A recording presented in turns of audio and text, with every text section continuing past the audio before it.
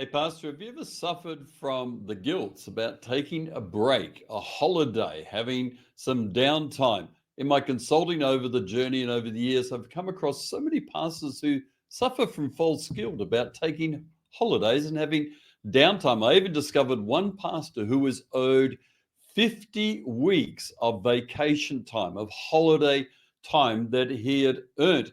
And I think pastors can really be hurt by this false guilt and by not utilizing break time well, and it becomes to the detriment of their own health, their family relationships, and ultimately it also hurts the kingdom advancement and church health within their mission and their primary purpose of serving Jesus. Anyway, let's jump into this thought and talk about how to utilize the post Christmas time, which presents an opportunity to spend guilt free, meaningful time with your family and friends. Now, I know this is different for Northern and Southern hemispheres. Pretty well in Australia, from Christmas time to mid January, the whole nation goes on holidays. I know that's not the case up there in Europe and the USA and other parts of the world, but I want to give you 6 ideas to make sure that you utilize the post Christmas time usefully as a guilt free break. First tip that I give you is if you have a church office, shut it down for the days that are between Christmas and New Year's Eve. Now, again, adapt this to your region, your country, and your culture, but especially in the Southern Hemisphere, pastors, close the office. Any scenarios you've got of going into an office in your normal routine week, don't do it between Christmas and New Year. So many offices and businesses are shut in this week. It's very normative. Go with that flow. Secondly, develop an end of year ritual. I love end of day rituals. I love end of week rituals, but I have an end of year ritual. Now, when I was pastoring, my end of year ritual was the last working day before Christmas. We'd close the office at midday. Everyone would scatter and go. And I would finish off a few things in the quietness of the office. Then around about 12:30, you know where I'd go? I would wander off to the shops. Yes, I can't believe it. What's a bloke doing in the shops? I just wanted to listen to Christmas carols. I wanted to see the Christmas decorations. And I would often look for a present, a last minute present for my wife. Not the main present. I'd already done and dusted that. But see, well, maybe some years I hadn't done it, but I wander around. And back in the day when we were youth pastors and didn't have any money at all, I mean, we were really living, on the bare bones, just getting by. And I would go out and blow $40, $50 on a last minute Christmas present, and I'd open it. And she'd go, "Oh my goodness, that's beautiful." And then she'd go, "How are we going to pay for this?" And I'd go, "Don't worry about it. We'll pay for it." And I would have this ritual of going to the shops, have a coffee, have a bit of lunch, and just feel the vibe of Christmas. Knowing I had a Christmas Eve service coming up and then a bit of a break of the office shutting. And I would just have this ritual. And I've got a different lifestyle now as a consultant, but I still have end of year things that I do that let me know, you know what, Christmas is here. Celebrate the birth of Jesus, John. Third tip I've got for you is have some planned, focused family and friend activities around this time of the year. Have some rituals around your Christmas. One of our rituals is Christmas Eve, lolly bags for the kids, now for the grandkids as well, hanging out together, watching a few carols, going to a Christmas Eve service, doing things that are just normative on Christmas Day, Boxing Day, maybe going for a picnic, doing whatever. Some of you could go to the beach here in Australia. Maybe it's snowball fights. We don't have them in Perth. Maybe it's getting out ice skating. I don't know, but have some fun family activities around this time.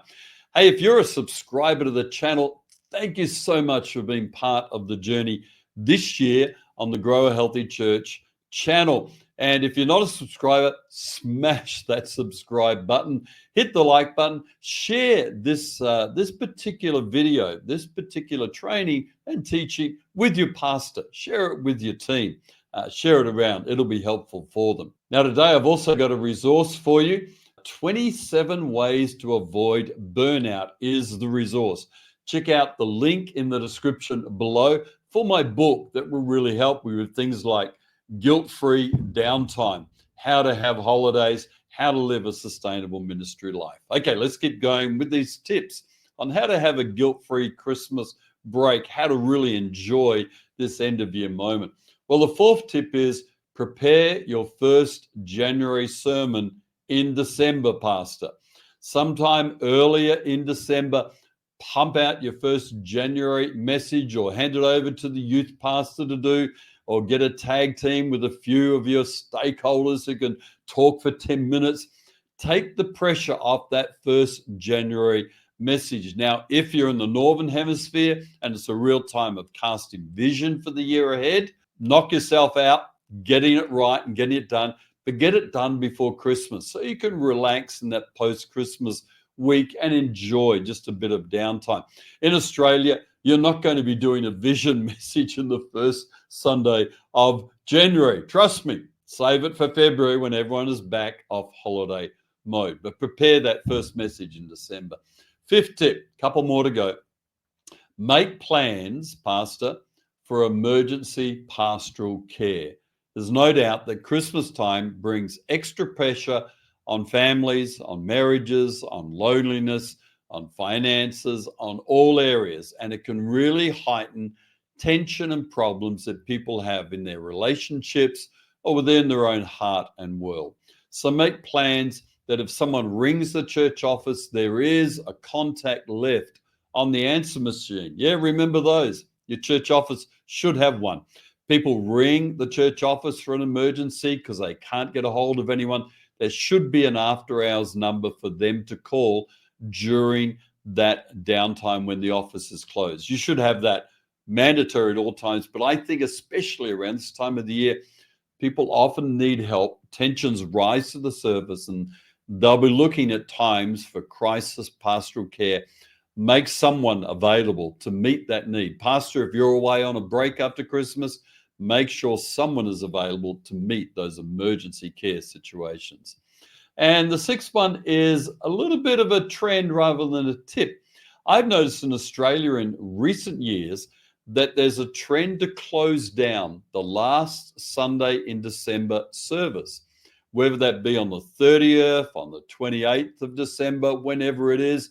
I've noticed a trend, especially I think probably accelerated post-COVID, and certainly accelerated in the days now of online giving and online services, that churches say, you know what, last Sunday of the year, not one of the highest attended services in Australia historically anyway.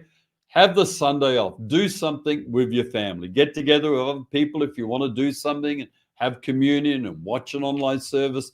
But maybe you just want to have a breather and give all the people who are serving in our church, all those wonderful volunteers, give them a chance to have a break. And I noticed there's a huge trend around this, especially in small and medium churches. I think it's actually a good trend. It does give all your teams, all your servers a break. It just adds that sense of, especially in Australia, of summer holidays here. Hey, let's have a guilt-free break. Let's not have to go, wow, we've got to make church happen this Sunday. It has to happen every Sunday. Trust me, you will not lose any momentum in your church in Australia by closing down that last Sunday service. My goodness, some people are going, really? Would you do that? Well, I think it's a trend, and I think it'll be a growing trend over the years ahead. What's your end of year ritual? What's your special thing that you do to make the year kind of come to an end for you? What do you do to avoid guilt-free breaks and downtime? Put a comment down there. Tell me what you get up to. These are my 6 tips, but what are your tips for someone else? And I pray you have an absolutely outstanding Christmas.